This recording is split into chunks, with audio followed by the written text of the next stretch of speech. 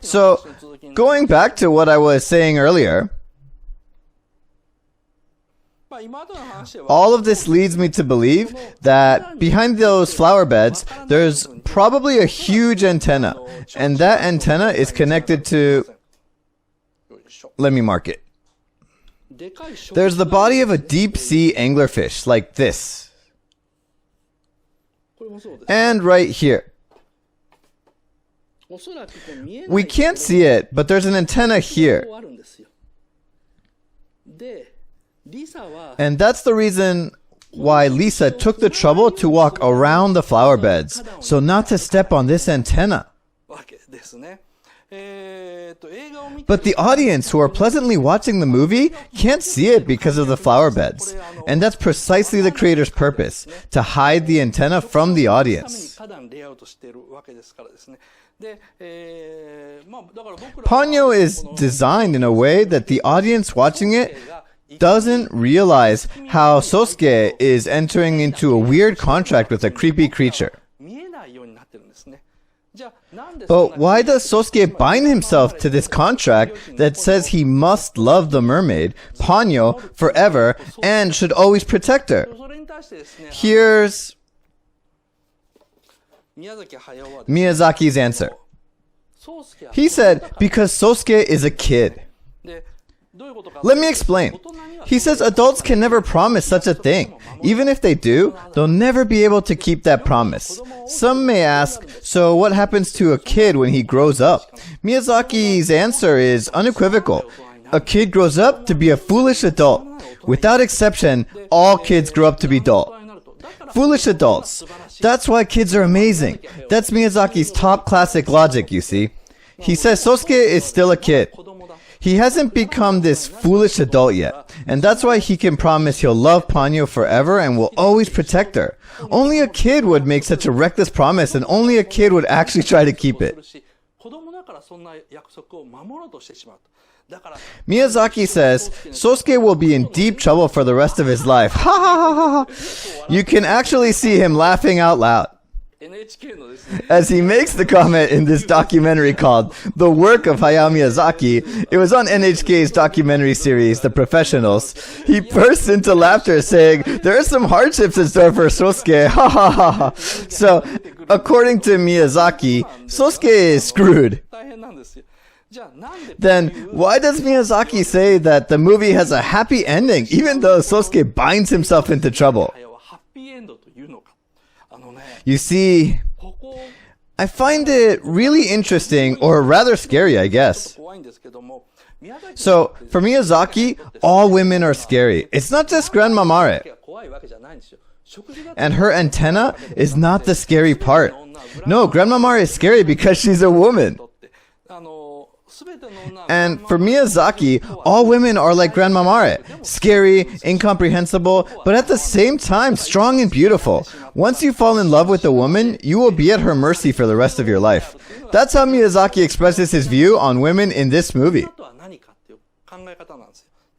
Now, take a look at this scene. Lisa is having a conversation with Grandma Mare, but what they're talking about isn't revealed to the audience because they're so far away. This scene struck me as very strange, because why include this scene at all if we can't know what they're saying? Why not cut it out? But this scene goes on forever, and its lengthiness is specified in the storyboard as well.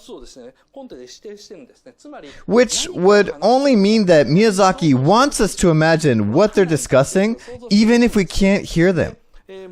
Towards the end of the movie, Sosuke's town is hit by a huge tsunami and is submerged, but for some reason, everybody's alive and well. Everything seems so peaceful, and even Sosuke's father's ship safely comes back to the port. The ship came back in one piece thanks to Grandma Mare. In their secret conversation, Grandma Mare probably offers Lisa a deal. I will give you back your husband in exchange for your son Sosuke. This character, Lisa, well, she's a type of woman that cares more about a fight with her husband than preparing a meal for her son. She likes to drive recklessly even when her son is in the car. She also makes him call her by her name Lisa rather than mom. So, of all the women that appear in Miyazaki's films, Lisa is one of the least motherly figures, to the point that it even seems a little unnatural. She's depicted as more of a woman than a mother. So, Grandma Mare secretly proposes to Lisa, "I will give you back your husband, but in return, you must give me your son. But don't worry, I'm not going to take him away from you. You just need to accept the condition of my daughter Ponyo living with Sosuke under your roof from now on."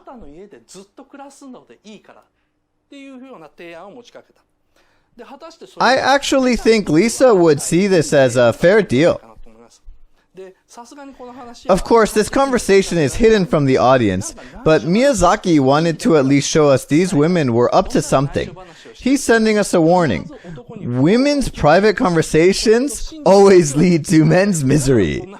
So that's what's happening in this strange scene. It's not just Grandma Mare who's strong and scary and beautiful, but so are Lisa and Ponyo, and women in general. That's the theme. All women are strong and scary and beautiful. Once you fall in love with a woman, you can't fight her.